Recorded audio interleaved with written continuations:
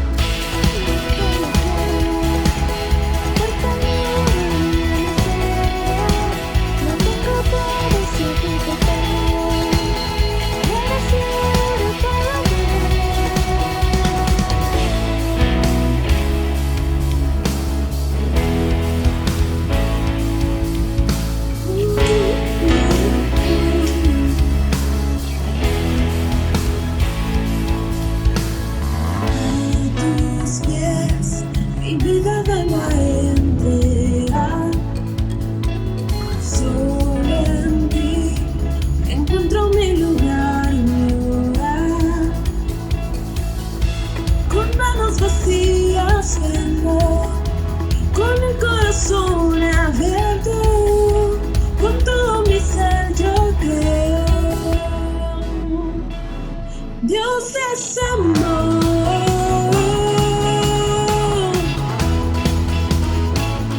Dios es amor.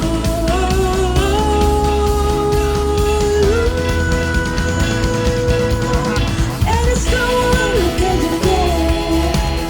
Por tu amor volví a nacer. No tengo todo sin ti que tengo. Eres ciego, yo lo puedo ver. Tú eres todo lo que yo quiero. Por tu amor volví a nacer. No tengo todo sin ti que tengo. Eres ciego, yo lo puedo ver.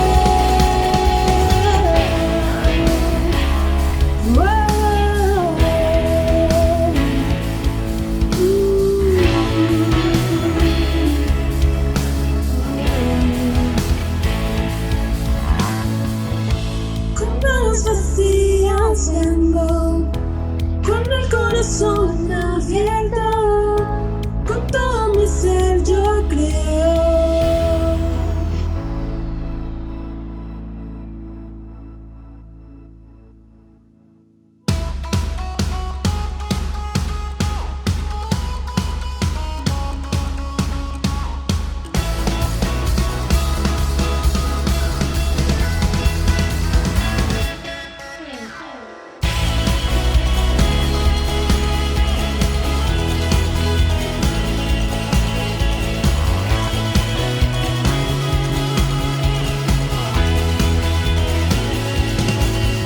Eres todo lo que yo quiero.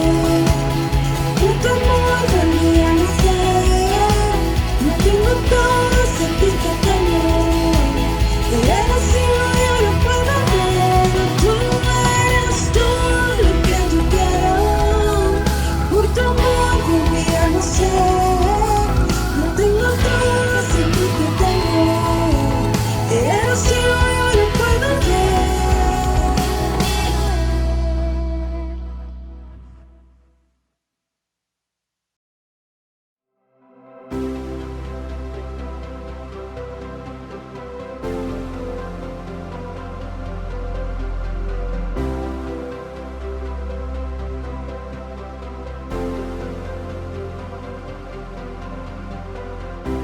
No te importó dejar tu gloria.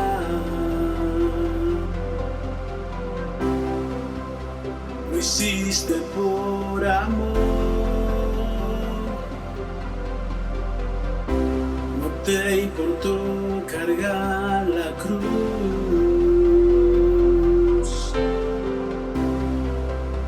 Lo hiciste por amor.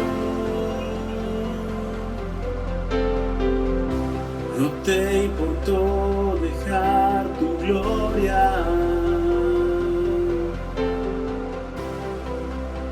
Lo hiciste por amor. No te importó cargar la cruz.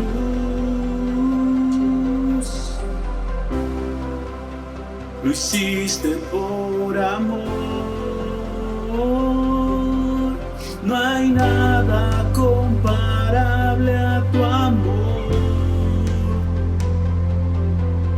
No hay nadie que se iguale a tu amor. Dios inigualable eres tú. Dios inagotable eres tú.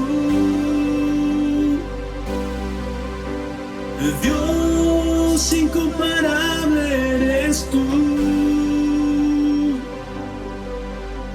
Mi Dios y mi Señor, mi Rey, mi Salvador. Inagotable es tu amor.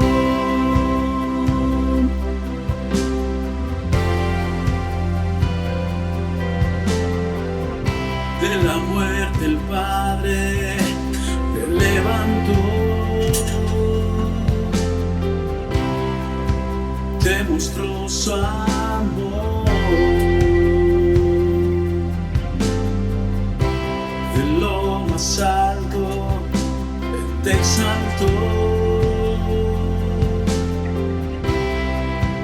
te cubrió su amor. No hay nada comparable a tu amor. No hay nadie que se iguale a tu amor, Señor. No hay nada comparable a tu amor.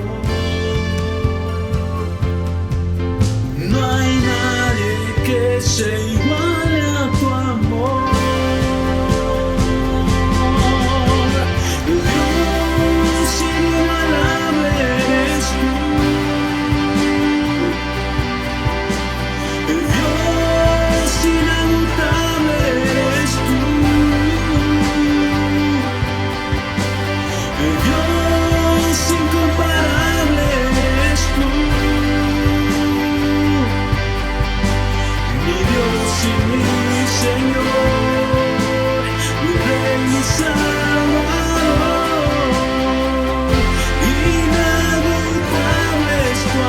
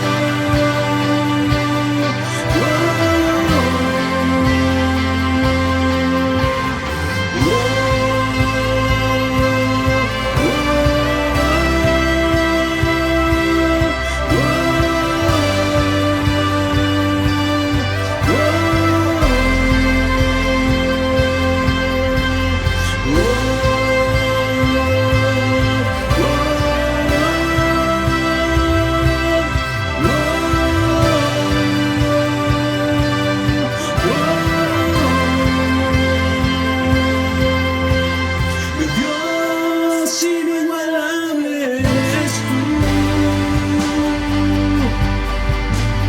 Dios inagotable eres tú.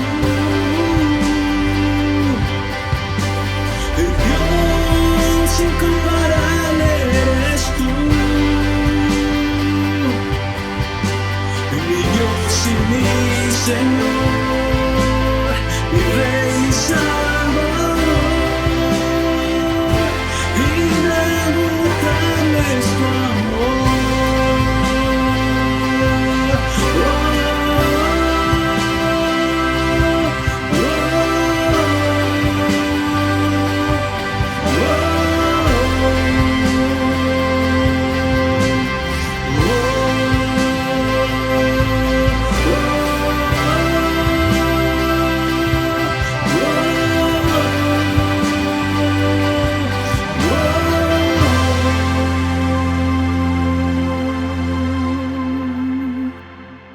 Pues después de haber exaltado el nombre del Señor y de tener este tiempo en su presencia, queremos escuchar lo que Dios tiene para nosotros y queremos presentar a nuestro conferencista de esta tarde, noche, que es nuestro hermano Pedro Pavía. Tenga su corazón abierto, sus oídos atentos a lo que Dios quiere hablarnos en esa noche, porque seguramente que Dios en esta noche quiere sorprendernos y traer una palabra que produzca vida a nuestro espíritu. Pedro, listo. Buenas noches, Iglesia Monte de Sión. Es una bendición estar aquí con ustedes a través de este medio y pues hoy tengo la bendición de poder compartir la palabra del Señor. Y hoy quiero compartirles acerca de este tema. Si alguien va a anotar, si alguien va a tomar nota, el tema se llama actitudes ante la tempestad. Y bueno, quiero introducirme de la siguiente manera. Hay un personaje muy conocido por muchos cristianos llamado Charles Spurgeon, y este hombre nació en Inglaterra en 1834. Desciende de padres cristianos refugiados en los Países Bajos que huyeron de la persecución desatada por Felipe II. Su padre, Santiago Spurgeon, y su abuelo fueron pastores, Este hombre a los 15 años buscó con todo su corazón, con todo su anhelo, una comunión con Dios, y por lo cual asistía a diferentes iglesias.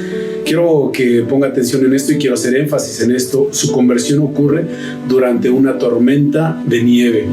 Repito, durante una tormenta de nieve. No olvide estas palabras, por favor, porque vamos a estar acentuando estas palabras durante toda la predicación, la enseñanza.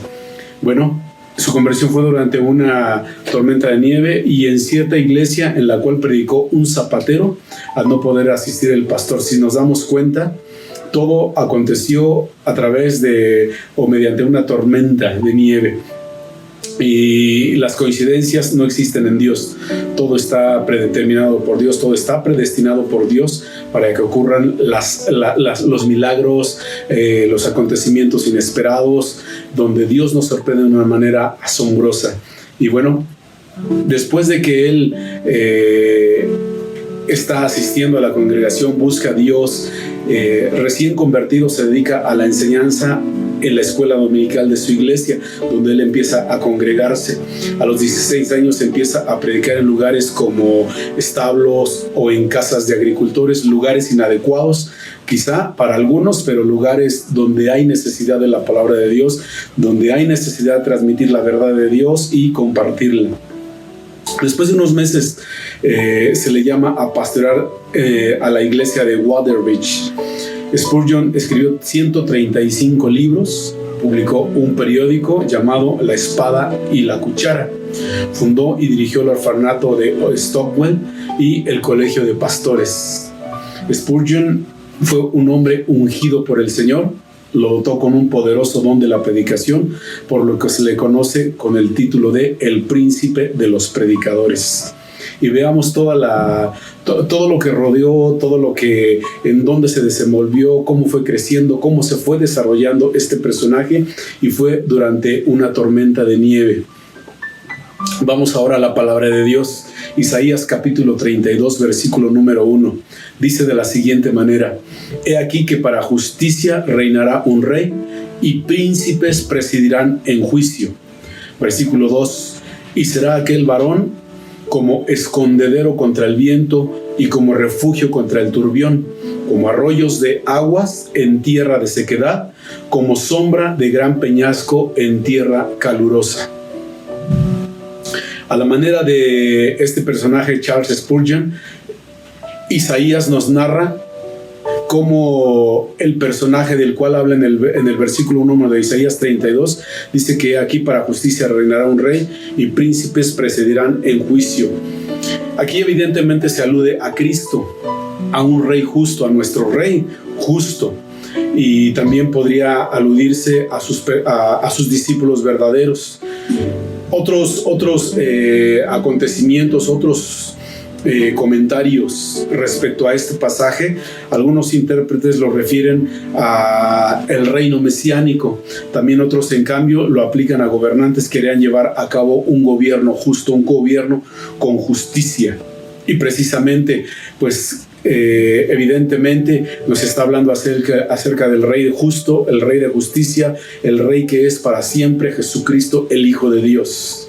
Pero como dice en el versículo 2 del capítulo 32 de Isaías, dice: y será aquel varón como escondedero contra el viento, como refugio contra el turbión, como arroyo de aguas en tierra de sequedad, y como sombra de gran peñasco en tierra calurosa. Son 4 puntos o aspectos muy importantes que quiero recalcar. Por cuestión del tiempo solamente voy a tocar 2, pero quiero enfatizar en esto. Si se da cuenta, es escondedero versus el viento, refugio versus contra el turbión, arroyos de aguas versus tierra de sequedad, y sombra de gran peñasco versus tierra calurosa. Vamos a empezar por el primero: escondedero contra el viento. ¿Qué es escondedero? Muchos podríamos darnos una idea. La palabra escondedero creo que no tiene mucho el que explicarnos, pero cuando vamos al diccionario secular, escondedero lo define como un sitio o lugar apropiado para esconder o guardar algo. Repito, sitio o lugar apropiado para esconder o guardar algo. Eso nos lo define el diccionario secular, pero en el hebreo original, escondedero viene de una raíz primaria que se llama satar en hebreo y significa esconder, guardar, ocultar, y también significa secreto. Pero estas definiciones nos hablan, dice, como cubriendo. Entonces podríamos decir que la palabra escondedero es algo que nos oculta, algo que nos guarda en secreto, algo que nos protege, algo que nos esconde. El Salmo 119, versículo número 14 dice: tú eres mi escondedero, mi escudo, en tu palabra he puesto mi esperanza. Esto dice la versión textual. Si nos damos cuenta, el salmista está diciendo al Señor, al Dios eterno, al Rey de justicia, a nuestro Salvador, dice: tú eres mi escondedero, mi escudo. Es decir, el salmista está diciendo: Señor, tú eres el que me oculta, tú eres el que me guarda en secreto, tú eres el que me esconde, tú eres el que me protege. Y Marcos capítulo 4 versículo 37 dice: pero se levantó una gran tempestad de viento. ¿Recuerda usted cómo se desarrolló la vida de Charles Spurgeon? Dice que fue durante una tormenta de nieve. Y aquí en este pasaje dice que se levantó una gran tempestad de viento y echaba las olas en la barca de tal manera que se anegaba. La tempestad era fuerte, la tormenta, la tempestad de viento era fuerte, y ese viento, esa tempestad de viento provocó que las olas se metieran a la barca, y de tal manera que la barca se anegaba, se empezaba a hundir. Versículo 38 de Marcos 4, y dice que él estaba en la popa, es decir, Jesús estaba en la popa durmiendo sobre un cabezal. Y le despertaron y le dijeron: maestro, ¿no tienes cuidado que perecemos? En la actualidad, lo que estamos viviendo a nuestro alrededor, lo que estamos viviendo laboralmente, lo que estamos viviendo como iglesia, lo que estamos viviendo como país y también a nivel mundial, pareciera que es esto: una tormenta, una tempestad de viento que viene una situación tras otra. Quizá algunos la estamos viviendo en un mayor o menor grado, pero a fin de cuentas estamos siendo afectados de diversas maneras por esta situación actual que está aconteciendo en todo el mundo. Pero esa es la esperanza que nosotros tenemos, que en medio de la tempestad de viento, en medio de esas olas que están inundando la barca, en medio de esa situación que está tratando de hundir a nuestra barca, dice que Jesús, él estaba en la popa durmiendo sobre un cabezal, y tuvieron la oportunidad Jesús de los discípulos de acercarse a Jesús y decirle: ¿no tienes cuidado que perecemos? Aunque otras versiones lo dicen de manera diferente, como quizás siendo una actitud grosera, una actitud de falta de respeto hacia el Señor. Y ahorita le voy a decir por qué más adelante. La traducción viviente lo dice de una manera diferente y ahí lo vamos a entender mejor. El siguiente versículo, el 39 de Marcos 4, dice: y levantándose, es decir, Jesús atendió a las palabras de los discípulos, y Jesús se levantó y dice que reprendió al viento y dijo al mar: calla, enmudece. Y cesó el viento y se hizo grande fiesta, grande bonanza. El Señor está en medio de nosotros, el Señor está con nosotros, el Señor está en nuestra barca, Él va en medio de nosotros, Él está con nosotros, aunque pareciera que no lo vemos, aunque pareciera que no tenemos respuesta, aunque levantamos nuestro clamor, aunque levantamos nuestra petición, aunque levantamos nuestra oración, aunque estamos intercediendo y no escucháramos respuesta, no recibiéramos respuesta. Sin embargo, el Señor está con nosotros y tarde o temprano el Señor dará respuesta. Mire lo que dice este mismo pasaje, pero en la traducción viviente. Marcos 4:37, pero pronto se desató, dice, una tormenta feroz. Si vimos la versión anterior, dice que era una tempestad de viento, pero aquí la traducción viviente dice que es una tormenta feroz. Olas violentas entraban a la barca. Aquí ya no solamente habla de esa tormenta, las olas eran violentas, de tal manera que entraban en la barca, y dice que la barca empezó a llenarse de agua. ¿Qué esperanza tenemos cuando una tormenta es violenta, cuando unas olas son violentas y que nuestra barca empiece a hundirse, a llenarse de agua. ¿Qué esperanza tenemos? Posiblemente ninguna, pero en Cristo Jesús sí hay esperanza. Y dice el versículo 38 de Marcos 4, Jesús estaba dormido en la parte posterior de la barca, con la cabeza recostada en una almohada, y los discípulos lo despertaron, fueron hacia él y lo despertaron y le dijeron: Maestro, ¿no te importa que nos ahoguemos? Pero dice la traducción viviente al final, gritaron. O sea, no se acercaron a Jesús como en la versión anterior, la versión 60, que le dijeron: no tienes cuidado de nosotros que perecemos. Aquí dice que le dijeron al Maestro: ¿no te importa que nos ahoguemos? Y lo dijeron gritando fuerte.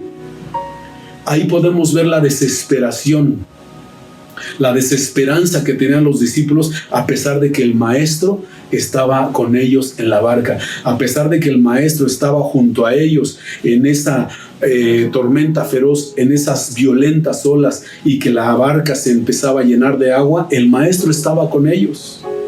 Y hubo desconfianza, hubo falta de fe, hubo falta de esperanza, aunque el Maestro estaba con ellos. Y el Maestro, que es bueno, dice el versículo 39, cuando Jesús se despertó, reprendió al viento y dijo a las olas: silencio, cálmense. De repente el viento se detuvo y hubo una gran calma. Nosotros estamos confiando en el Señor, estamos confiando en la mano de Dios, en la gracia de Dios, en la bondad del Señor, que Él nos librará de todo esto. Y estoy seguro que aunque todos estamos en una tormenta, como Charles Spurgeon empezó a buscar a Dios de una manera anhelante, de una manera que él buscaba encontrarse con Dios, y cuando le encontró y fue pastor y empezó a transmitir la palabra de Dios a través de la escuela dominical, ejerció un pastorado, escribió libros y empezó a ser un gran hombre de Dios, porque para eso lo llamó el Señor, y llegó a ser el príncipe de los predicadores, como tenía el sobrenombre, porque Dios le dio una gracia tremenda. Pero recordemos que todo fue empezando por una tormenta de nieve. Y en medio de la tormenta en la que nosotros nos encontremos, el Señor está con nosotros. El Señor nos va a levantar. No hay despropósito en estas tormentas que estamos viviendo muchos de nosotros. La tormenta quizá ha venido y nos ha hecho estragos. Algunos han perdido el empleo, algunos no han sido remunerados su empleo o su negocio de la manera como estaban antes, han tenido pérdidas, han sufrido pérdidas familiares, pérdidas laborales, pérdidas de toda índole, pero el Señor está con nosotros. Y yo les animo, amada iglesia, que estemos pendientes a la voz de Dios, que tengamos esperanza a las promesas del Señor. Voy al segundo. Este está hermoso: refugio contra el turbión. ¿Qué es la palabra turbión? ¿Qué significa la palabra turbión? La palabra turbión se define como aguacero violento con viento fuerte. Miren la similitud entre la anterior y a esta, que es el refugio contra el turbión. Aguacero muy violento con viento fuerte, que viene repentinamente y de escasa duración.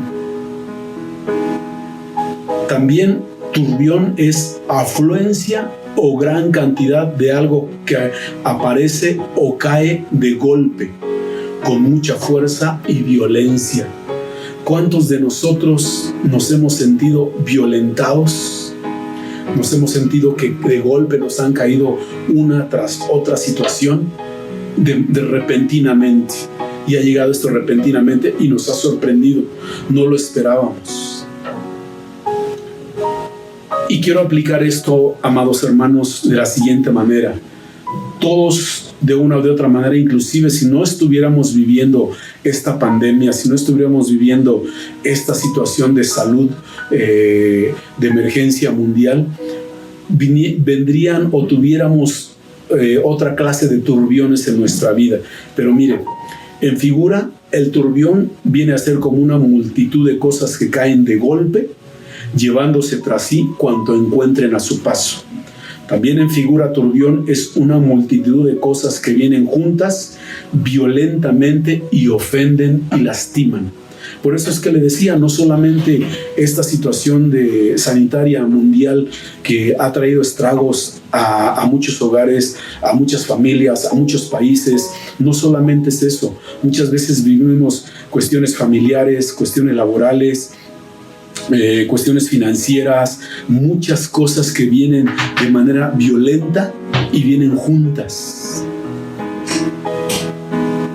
Meditemos en nuestro corazón lo que estamos pasando, meditemos en nuestro corazón lo que estamos viviendo, pero también, sobre todo, meditemos cuál es nuestra actitud. ¿Recuerda cómo se llama el mensaje de hoy? Actitudes ante la tempestad. Ante esta tempestad, ante este turbión que está viniendo a todos nosotros como Iglesia Monte de Sión, ¿cuál es nuestra actitud? ¿Cómo estamos reaccionando? ¿Cuáles son las palabras que salen de nosotros? ¿Cuál es la actitud que estamos asumiendo ante todo esto?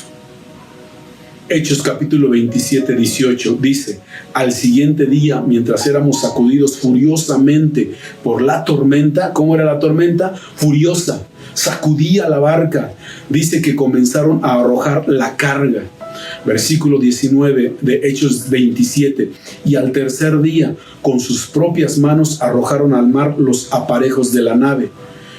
Siguiente versículo 20: como ni el sol ni las estrellas aparecieron por muchos días, y una tempestad no pequeña se abatía sobre nosotros, desde entonces fuimos abandonando toda esperanza de salvarnos. Quiero hacer énfasis en este último versículo, no quiero demorarme mucho por cuestión del tiempo, pero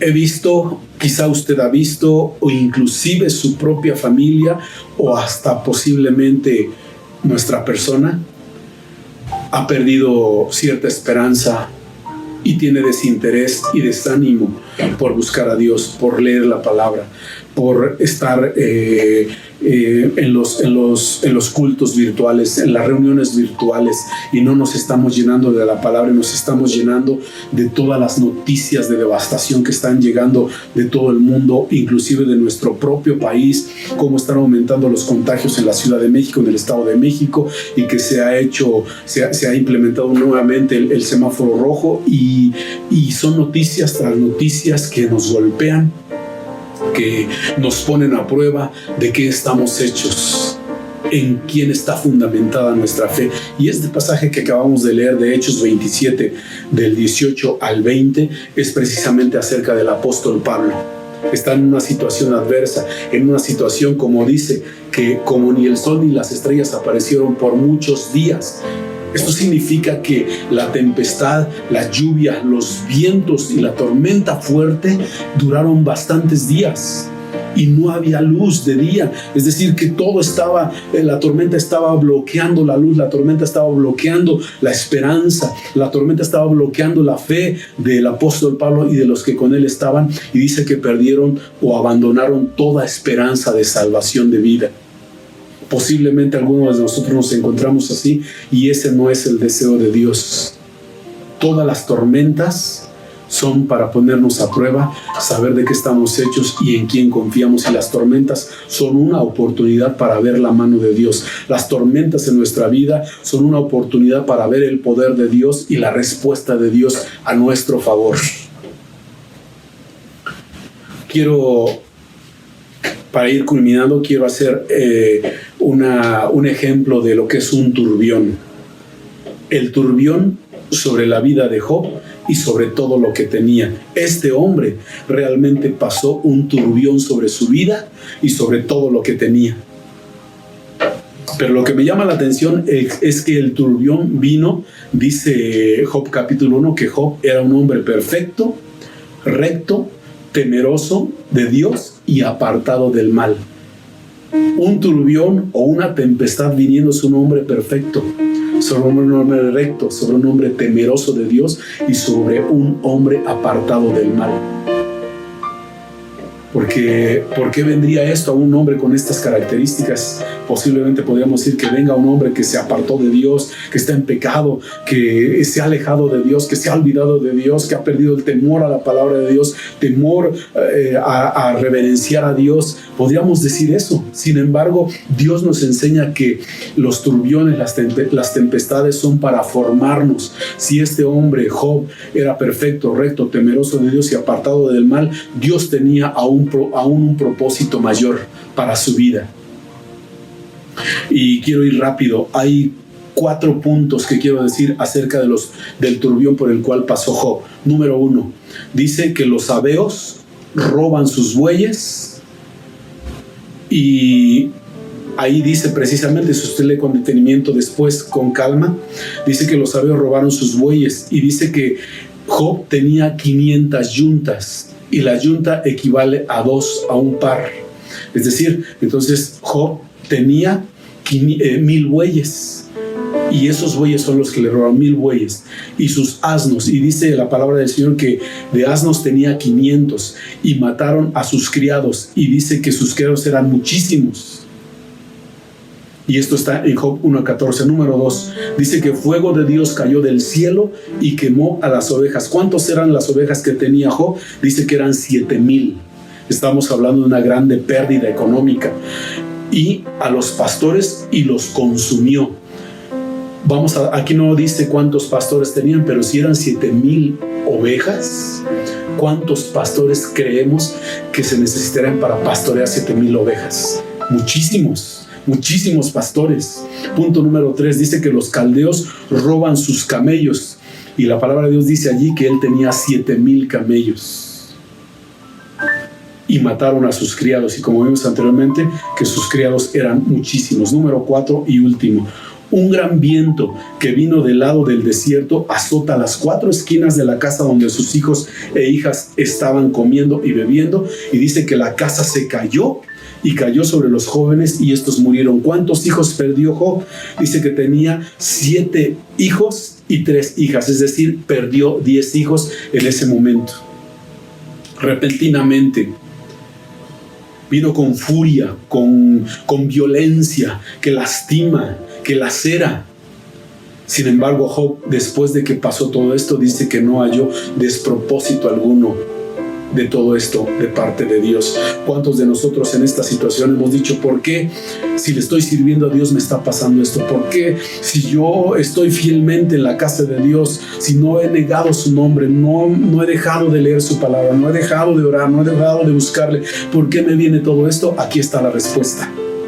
Porque Dios te quiere perfeccionar aún más, porque Dios me quiere perfeccionar aún más, porque Dios quiere pulirme más, quiere hacerme un mejor vino, quiere hacerme una mejor vasija de barro, quiere hacerme un mejor aceite de olivo, quiere hacerme un mejor pan.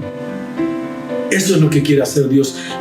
El desierto, la prueba, la tempestad, el turbión no es para destruirnos, es para perfeccionarnos. Voy concluyendo. Hechos 27:20, como ya lo dije hace un momento, como ni el sol ni las estrellas aparecieron por muchos días y una tempestad no pequeña se abatía sobre nosotros, desde entonces fuimos abandonando toda esperanza de salvarnos. Aunque tú y yo nos pudiéramos encontrar como esta situación de Pablo, mira lo que dice. Una esperanza. La palabra de Dios es poderosa, es hermosa y esperanzadora. Cuando estemos pasando por una situación como la que acabamos de leer, una tempestad de viento, un turbión que nos golpea, que nos abate, dice Nehemías 1:3, escucha bien por favor y guárdalo en tu corazón. Nehemías 1:3, Jehová es tardo para la ira y grande en poder, y no tendrá por inocente al culpable. Jehová marcha en la tempestad y el torbellino, y las nubes son el polvo de sus pies. Escucha bien, Jehová marcha en la tempestad y en el torbellino. El Señor está en medio de tu tempestad, el Señor está en medio de tu turbión. Allí habita el Señor contigo, allí está Él contigo, y de tarde o temprano, en el momento menos inesperado, de repente Dios traerá una respuesta a lo que nosotros estamos pidiendo. Él nos salvará, Él nos bendecirá, Él nos levantará, Él restituirá y restaurará todo lo que hemos perdido. Por último, esta misma palabra de Nehemías 1:13 en la versión traducción viviente y la Biblia al día. Escucha lo que dice, que el Señor da muestras de su poder en el torbellino y la tormenta. Y la Biblia al día dice que Él camina en el huracán y la tormenta. Esa es la esperanza de nosotros en nuestro Dios, que Él da muestras de su poder. Por eso es el torbellino en el que te encuentras, por eso es el que estás en el turbión en el que te encuentras. Dios va a mostrar su poder en el huracán o en la tormenta en la que tú te encuentres. Ahí está caminando el Señor. Así que no te desanimes, no te desesperes, sigue, permanece en el Señor, permanece en su palabra. Y acuérdate, como Charles Spurgeon, en medio de la tormenta de nieve, ahí se empezó a gestar un gran hombre de Dios. En medio de tu tempestad, en medio de tu turbión, en medio de mi tempestad y mi turbión, se está empezando a gestar un hombre y una gran mujer de Dios. Iglesia Monte de Sión, cobremos ánimo, cobremos fuerza. Nuestra esperanza está en su palabra, nuestra esperanza está en sus promesas, y sus promesas no decaen. Sus promesas son para siempre, sus promesas son fieles y en Él son sí y amén para siempre. Gracias, Iglesia Monte de Sión, que Dios te bendiga, que Dios te siga fortaleciendo. Ánimo, unamos fuerzas, unámonos en oración y estemos unidos hombro a hombro, codo a codo, y vayamos juntos a la palabra del Señor, a la presencia del Señor, a la intercesión en el Señor, y sabemos que Dios responderá porque Él es fiel y para siempre su misericordia. Monte de Sión, Dios te bendiga. Un fuerte abrazo y pronto nos volveremos a ver. Hasta pronto. Ha sido toda una bendición poder escuchar la palabra del Señor y pues no nos queda más que despedirnos recordándoles que los domingos estamos teniendo nuestras reuniones a las 12:30 de la mañana. Nuestros niños comienzan a las 11:15 y nuestros jóvenes los días sábados a las 8 de la noche. No olviden conectarse. Que Dios les bendiga y nos estamos mirando a través de estos medios.